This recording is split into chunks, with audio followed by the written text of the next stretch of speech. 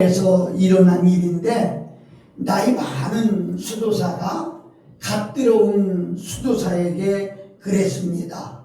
이 밭에 흙더미가 있는데 이 흙더미에다가 물 좀 갖다 부어달라고 그랬습니다. 그래서 이 젊은 수도사가 물을 갖다 부었는데 물이 흙으로 들어가는 것이 아니라 다 흘러넘치고 들어가지 않습니다. 그게 이 나이 많은 수도사가 괭이를 가지고 와서 그 흙을 팠어요. 파서 잘게 부서지게 이게 파니까, 그리고 또 물을 갖다 보라 그러니까 이 물이 잘 스며드는 거예요. 그때 그 나이 많은 수도사가 그렇게 말했어요. 우리의 심령도 마찬가지다. 흙더미와 같이 딱딱한 심령에는 물을 부어도 흘러나간다. 잘게 부서지고 그리고 거기 물이 부어야 되듯이 심령에도 그렇다. 그러면서 이것을 자기들 말로는 깨어짐의 영성이다. 그렇게 말한다고 해요. 그래서 우리가 흔히 복음성가에 보면 부서져 더 부서져 뭐 그런 노래도 나오지요. 우리 심령이 너무 완악하면 아무것도 안 들어간다는 거야. 딱딱하고 완악하면 아무것도 안 들어간다는 거야. 우리 심령이 부드러워져야 된다. 이렇게 말씀드리면서 우리 예수님 믿는 사람도 마찬가지예요. 저는 설교자지만은 설교하면서 이렇게 보면 어떤 사람은 물을 보면 물이 가해로 흘러나가듯이 이 복음이 그 가슴에 심겨지는 것이 아니라 그냥 바람같이 없어지는 그런 모습을 느낄 때가 간혹 있습니다.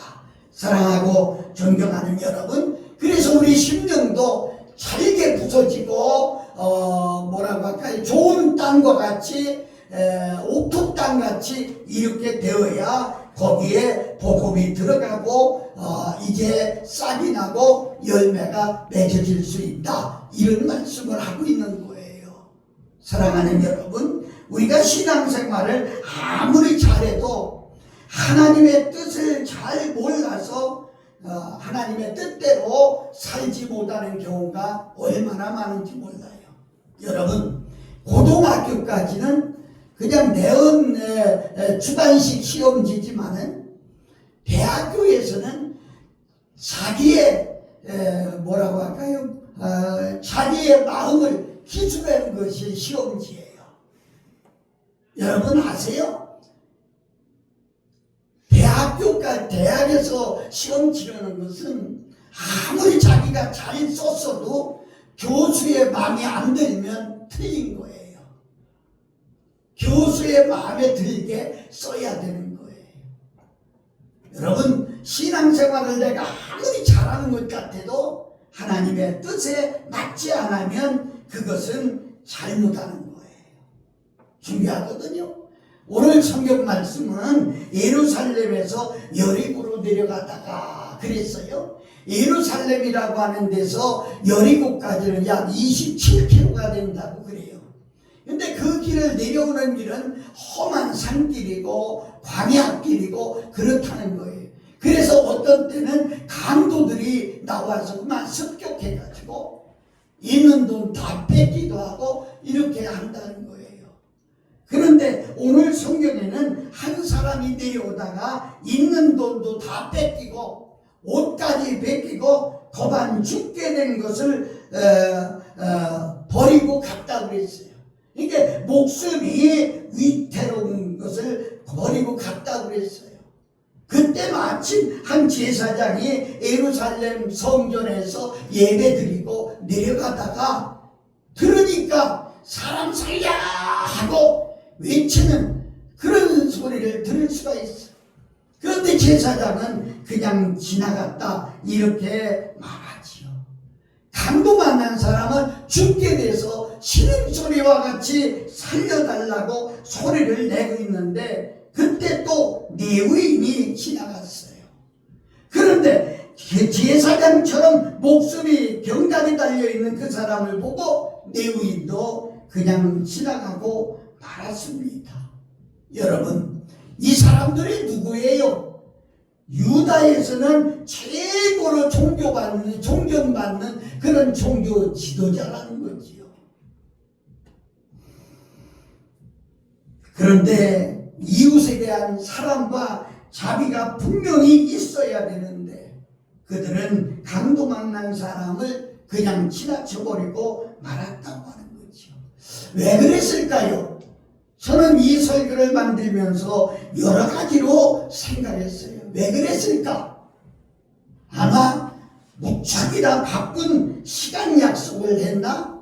그래서 시간 늦으면 안 되기 때문에 거기에 있을 수 없었던가?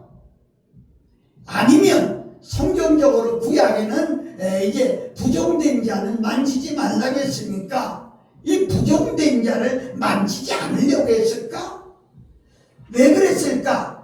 참 여러 가지로 생각을 해봤어요. 근데 제가 아무리 생각을 해봐도 그 변명은 구차할 수밖에 없고요. 하나님의 사람으로서 이렇게 하면 어떨까요? 주의 종으로서 이것은 어떤 변명을 해도 변명할 수 없는 일이다. 여러분, 그럼 우리는 어땠을까요? 우리는 강도 만난 사람을 보면 어떻게 할까요? 우리부터 한번 생각해 보자는 거죠. 시간이 있으면 영적인 얘기 좀 하고 싶은데요. 잠시만 얘기한다고 하면은요, 하나님을 믿는다고 하는 사람들이 강도를 만나요.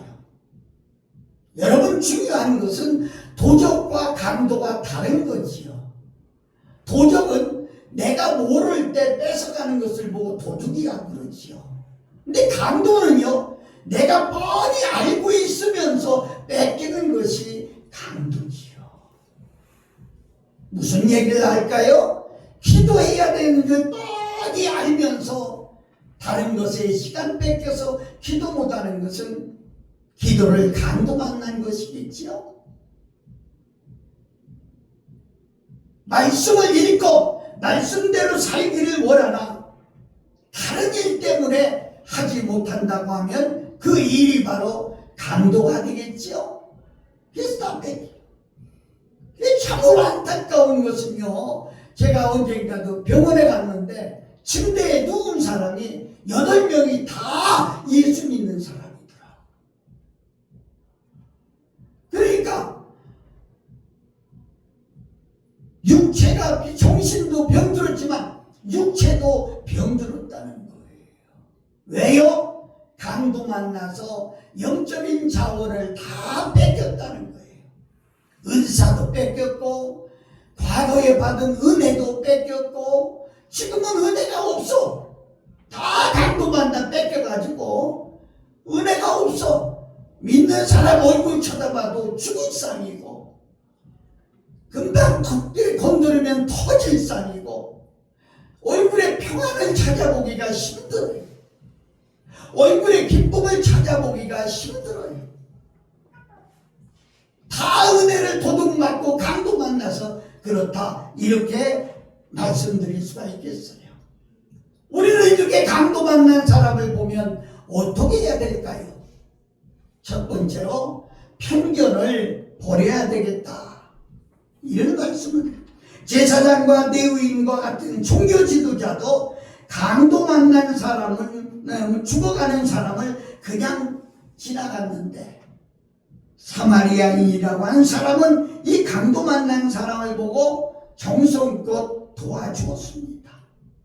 여러분, 레위인이나 제사장은요, 성경 선생님이며 능통한, 그리고 성경을 가르치는 사람들이에요. 그리고 하나님의 뜻대로 산다고 자부하고 있는 그런 사람들이에요. 근데 그런 사람들이 강도 만난 사람을 구해낸 것이 아니라 사마리아 사람이 구해냈다는 거예요. 신약 복음서에 보면 사마리아라고 하는 말이 몇 번 나옵니다만은 이 사마리아라고 하는 나라가 어떤 나라냐? 주전 8세기에 솔로몬이 죽은 후에 이스라엘이 남유다와 북이스라엘로 분리가 되지요. 북이스라엘 수도는 사마리아인데 아수르에서 다 멸망당하고 말았죠. 그 100년 후에 남유다도 바벨론 느부갓네살 왕에게 다 멸망당했죠. 아수르는 인간 말책, 그러니까 말살 정책을 써서 사마리아에 있던 인구들이 다른 데로 다 이주시키고, 그리고 조금 남아있는데 거기에 유대인들이 들어와서 살게 되면서 서로 결혼을 해서 혼합해서 살게 돼. 그래서 혼합종족이다 그렇게 말하지. 둘 사이에 아이가 생기고 국민이 생기고 이랬다는 거예요. 그래서 유대 사람들이 사마리아 사람을 사람으로 여기질 않습니다. 그리고 저주를 합니다. 심지어는 예루살렘 성전에서 기도하기를 사마리아인들을 저주하고 영생을 얻지 못하게 해달라고 기도한다는 거예요. 여러분, 예루살렘에서 갈릴리 지역을 가려면 꼭 사마리아를 거쳐서 가야 빠른데, 사마리아를 거치지 않으려고 요단강을 건너서, 지도가 있으면 좀 가르쳐주고 했으면 좋은데, 요단강을 건너서 저 동쪽으로 빙 돌아서 엄청난 시간을 소모하면서 다녔다 그렇게 말하죠. 그 사마리아 사람들은 아주 그들에게는 철천지 원수였어요. 여러분, 이런 사마리아 사람이 강도 만난 사람을 구했다는 거죠. 제사장이나 레위인이 사랑을 베푼 게 아니라 사마리아 사람이라고 하는 거죠. 가끔 그런 얘기를 봅니다. 어떤 분이 교회 갔는데 뭐 몇 년 다니다가 그만뒀다고 그래요. 왜 그만뒀느냐 그랬더니 교회가 사람 차별한다고. 응? 헌금 많이 내는 사람하고 헌금 안 하는 사람하고 차별을 해. 나는 돈이 없어서 많이 못 내는데 차별을 하더라고. 여러분, 교회는 차별하는 게 아닙니다. 작년에 내가 한 소리를 들었어요. 그래서 금년에는 추수감사 예배를 안 하려고 합니다. 11월은 감사절이 있죠. 그래서 여러분이 마음에 감동되는 대로 헌금을 하는 것이지, 헌금을 강요하거나 억지로 내라거나 이런 건 아니거든요. 없으시면 안 해도 괜찮아요. 그냥 오셔서 말씀만 들어도 되는 거예요. 우리는 모든 편견을 버려야 됩니다. 우리는 예수 안에서 한 형제요, 한 자매입니다. 이 사실이 여러분 믿어지기를 주 예수의 이름으로 축원드립니다. 아멘, 아멘. 두 번째로 눈이 바뀌어야 되겠습니다. 33절에 보니까 어떤 사마리아 사람은 여행하는 중 거기 이르러 그를 보고 불쌍히 여겨 그랬습니다. 여러분, 어떻게 생각하시나요? 제사장이나 레위인도 그를 불쌍히 여겼을까요? 불쌍히 여긴 것입니다. 여러분, 제사장이나 이들도 불쌍히 여겼겠지요? 그러나 불쌍히만 여겼지 실제 쫓아가서 그들을 도와주지 못했다는 거죠. 다시 말할까요? 말로만 했지 행동이 따라가지 않았다는 거죠. 사마리아 사람은 행동이 따라갔다는 거죠. 사마리아 사람은 따뜻한 마음으로 그를 쫓아가서, 제가 보지는 않았지만 지금 환상으로 그리며 보이는 것 같이 말한다고 하면 그를 끌어안고, 얼마나 아프냐, 얼마나 속이 상하냐, 아마 그를 위로하고 자기 말에 타고 가지고 주막으로 갔다고 그랬어요. 잘못 생각하면 주막은 술 파는 집이다 그렇게만 생각할 수 있는데, 지금도 중국에 가면 여관이라고 호텔이라고 안 합니다. 지금도 주점이라고 합니다. 주점. 그래서 주막, 호텔 보고도 주점이라고 해요. 그때도 그런 관점이죠. 데려다가 주고, 그리고 주인에게 이 사람 좀 돌봐주라고. 비용이 더 들면 내가 돌아오는 길에 내가 더 주겠다고. 이렇게 했다는 거지요. 사랑하는 여러분, 그렇습니다. 우리는 세상을 바라보고 또 이렇게 감동나는 사람을 바라보며 여러분 마음속에 불쌍한 마음이 있느냐 이렇게 볼 수가 있습니다. 예수님도 마가복음 14장 4절에 보면 14절에 보면 오병이어의 사건 속에 때가 저물어 달려오는 그들을 보고 불쌍히 여겼다 이랬습니다. 여러분, 우리가 보며 구원받지 못한 사람이 불쌍합니까? 불쌍하게 여겨집니까? 저는 가끔 돈이 있다고 큰 소리치고 막 이러는데 실제 구원받지 못한 사람을 보면 그 영혼이 얼마나 불쌍한지. 그래서 말을 안 할 수가 없고 예수를 전할 때가 있습니다. 보통 우리는 이해관계나 이기적인 눈으로 사람을 봅니다.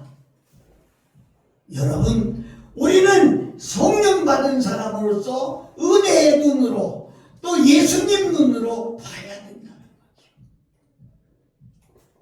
거죠. 사랑의 원자탄이라고 하는 별명을 가진 손양원 목사님, 그분은 두 아들을 죽인 원수를 자기 아들로 삼았어요.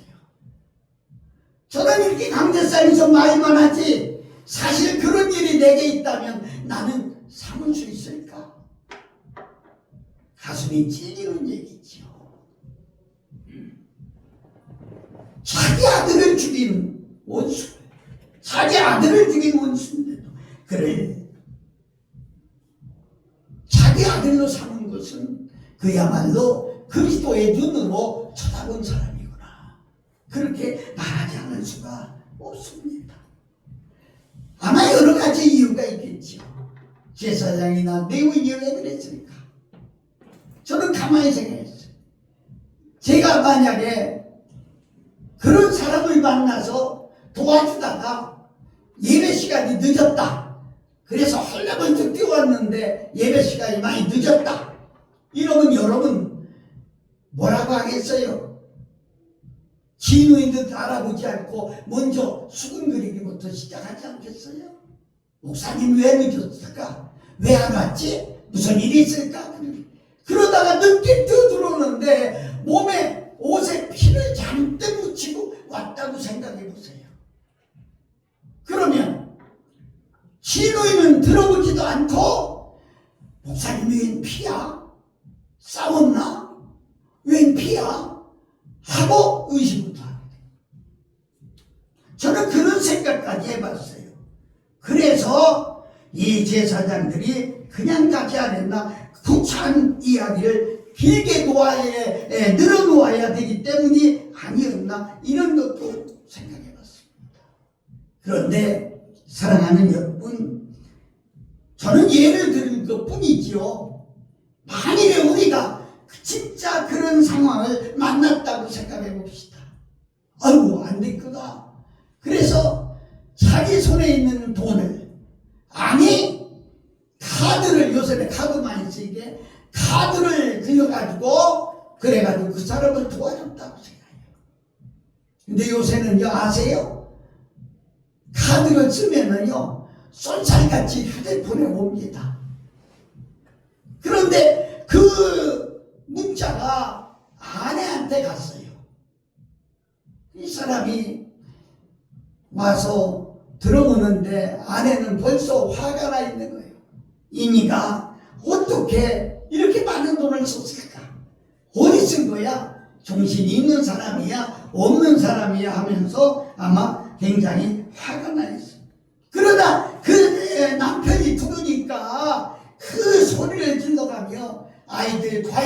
없고 밀려있는데 이 큰 돈을 어디다 썼느냐고 당신이 정신이 있느냐 없느냐 해가면서 야단을.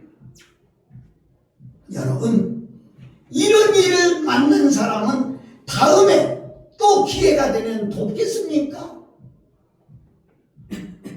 그 다음에는 아마 돕지 못할 겁니다.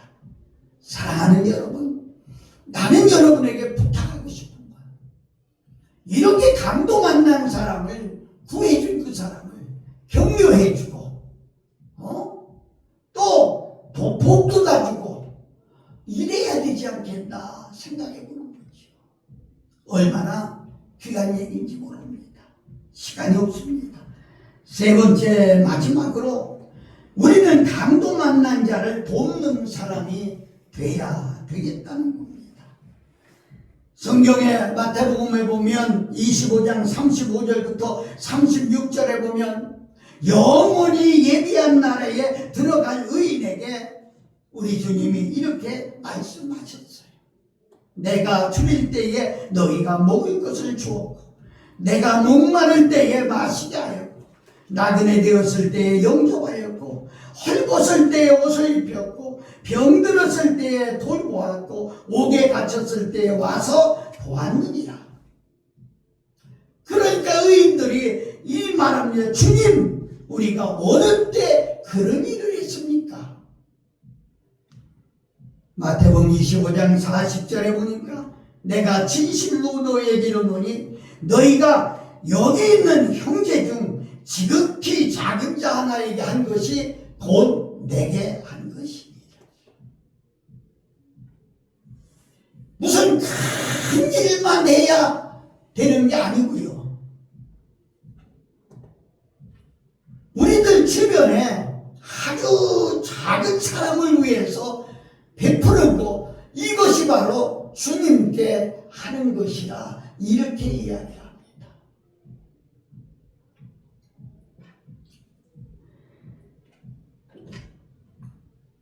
제 친구 하나가 있는데 서울서 교회를 개척해서 아주 큰 교회를 만들고 은퇴했는데요. 그 친구가 개척할 때 아주 추운 겨울인데 노숙자 하나가 교회에 왔대요. 기도하고 나가는데 목사님 너무너무 추운데 잠바떼기라도 있으면 하나 달라고. 보니까 그냥 남방 셔츠를 입었는데 추워 보이는데 줄 게 마땅치 않더라는 거야. 그래 지금 내가 마땅치 않다고 없다고 그러니까 그냥 한숨 지어하고 갔다는 거야. 그런데 그날 들어와서 잠을 자는데 꿈속에 예수님이 찾아오셔. 너 내가 가서 춥다고 잠바떼기 하나 달라는데 너는 없다고 거절하지 않았느냐. 근데 뭘 달라고 하느냐 이러시더라는 거예요. 지금은 오리털 잠바가 많이 씁니다마는 그때는 굉장히 귀한 때요. 목사님 장모님 되는 분이 개척교회 한다고 오리털 잠바 하나를 선물해 줬는데 이 거지만 오면 저 사람이 예수님 아닌가, 저 사람이 천사 아닌가 이래가지고 그냥 벗어서 준다고 그런 얘기를 들었어요. 여러분 눈에 보이는 그 사람을 불쌍히 볼 수 있는 마음이 있느냐는 거죠. 너무 소중한 것 같아요. 강도 만난 사람을 볼 수 있는 눈을 가져야 돼요. 영적으로 강도 만난 사람을 보는 눈을 가지면은 그에게 전도하지 않을 수가 없고요. 육신적으로 강도 만난 사람같이 불쌍히 여김을 보면은요, 그를 돕지 않을 수가 없다. 이렇게 말씀드릴 수가 있겠습니다. 사랑하는 여러분, 연말이 되어갑니다. 부르 이웃 돕기도 많이 하지만 우리가 예수 그리스도의 이름으로 도울 수 있으면 참 좋겠습니다. 저는 먼저 필리핀 갔을 때 가져간 돈이 얼마 안 돼가지고 그걸 마무리 못 해주고 왔어요. 화장실을 져주는데 그게 야자수 이파리로 천장 지붕 가리고 그냥 빙 울타리 그냥 나무 이파리로 울타리 하나 해주는 게 이게 화장실이에요. 근데 그걸 제대로 못 해주고 와서 지금도 마음이 걸려요.